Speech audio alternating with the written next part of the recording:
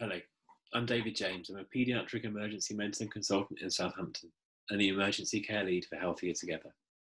Today we're going to talk about the remote assessment of the unsettled baby. This can be quite a challenging presentation.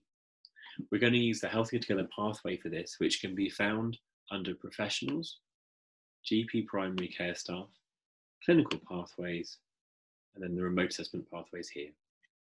This opens up a list of which we're going to move to the unsettled baby down here at the bottom. Now, whilst this pathway opens up, it's worth saying that these pathways are suitable for use by anyone working in primary care, so GPs and advanced clinical practitioners, also working through the 111 service as well. The other thing to say is that at the moment, particularly whilst the COVID pandemic continues, it's a really challenging time for families. And we have to always bear in mind that some people are struggling more than others. It goes without saying that if you are concerned about a parent's ability to cope with an unsettled baby, that it's really important that we follow basic safe advice and see them either in person or in hospital. Let's think about some of the factors that might make us want to refer to hospital. Red factors, if you like. Perhaps the child was unsettled, but they're now unable to wake them. Or they're persistently unable to settle, and by persistent I mean several hours. Or clinical concerns around the nature of the cry. Is it weak? Is it high-pitched? Or again, is it pretty much continuous? Those factors, I'd like them to come to hospital. Similarly, if they're stiff, or anything else that sounds like they might have had a seizure, or the opposite, floppy, what's their tone like? How do they feel when the parent picks them up?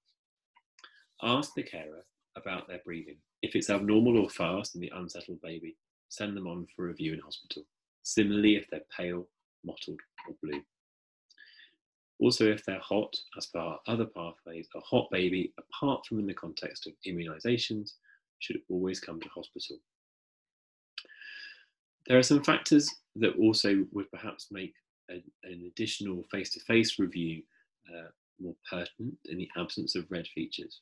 Perhaps they're just sleepier. They're not consistently waking for their feeds, but they will feed. If they're not weeing as much, or they look a little bit dry. Or it just sounds like the parent really is struggling to cope. Again, follow the actions based on the factors that you find as you discuss. If you find no amber or red features, please follow the green actions to the crying baby under 3 months safety netting advice sheet, which is here. You'll see here that it has red, amber and green features for the family, some advice on colic, and some advice on crying. Can I particularly draw your attention to this, which is a link to the ICON website, which is a really valuable resource to help parents cope with unsettled babies. This resource can be shared with the family directly using the SMS share function. Once you've told it you're not a robot, pop the parent's phone number in that box there, share, and they'll have a copy sent to their phone immediately. I hope that that's been a useful run through the unsettled baby.